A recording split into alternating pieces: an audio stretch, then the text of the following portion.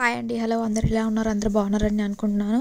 ఈరోజు కాకరకాయ పులుసు రెసిపీ ఎలా చేయాలో చూద్దాం. సింపుల్గా ఎలా చేయాలో చూసేద్దాం. ఒక గిన్నె పెట్టుకొని గిన్నెలో ఫస్ట్ మంచిగా ఆయిల్ పోసుకోవాలి.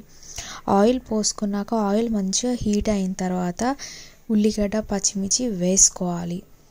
వేసుకున్నాక ఉల్లిగడ్డ పచ్చిమిర్చి మంచిగా ఆయిల్లో వేయించుకోవాలి.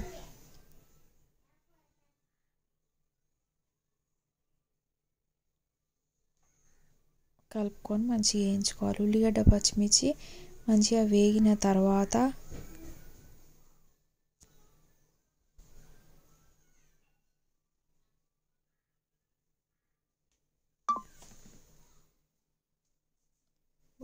మంచిగా వేగిన తర్వాత పసుపు వేసుకోవాలి.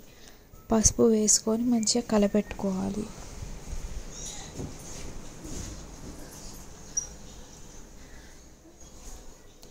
తర్వాత కట్ చేసి పక్కన పెట్టుకున్న కాకరకాయ ముక్కలు ఇందులో వేసుకోవాలి.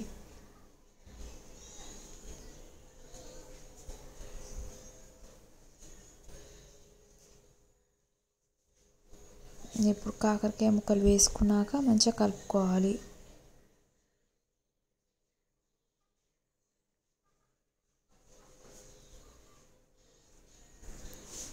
ఇప్పుడు కొంచెం ఉడికిపోయినాయండి. ఉడికిపోయాక తగినంత సాల్ట్ వేసుకోవాలి. తగినంత కారం వేసుకోవాలి.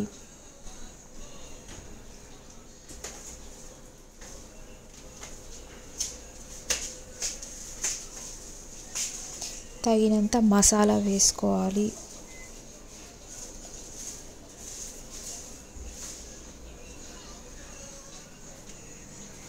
ఇప్పుడు మంచిగా కలుపుకోవాలి.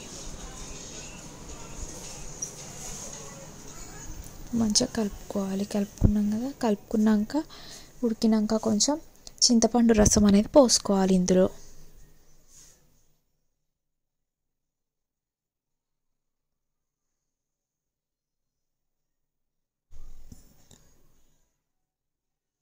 చింతపండు రసం పోసుకొని కలుపుకోవాలి. ఇందులో మధ్యలో మసిలేటప్పుడు బెల్లం అనేది ఇందులో యాడ్ చేసుకోవాలి. కాకరకాయ పులుసులో బెల్లం అనేది వేసుకోవడం వల్ల చాలా బాగుంటుంది. కాకరకాయ పులుసు అనేది చేదు కూడా అది గుంజేస్తుంది. పులుపు అనేది ఏమన్నా ఉంటే కూడా అది గుంజేసుకొని కాకరకాయ పులుసు అనేది చాలా అంటే చాలా బాగుంటుంది. ఒకసారి మీరు ఇలా వేసుకొని ట్రై చేయండి, తప్పకుండా మీకు చాలా బాగా నచ్చుతుంది. ఈ కాకరకాయ పులుసు బాగా మసలాలి.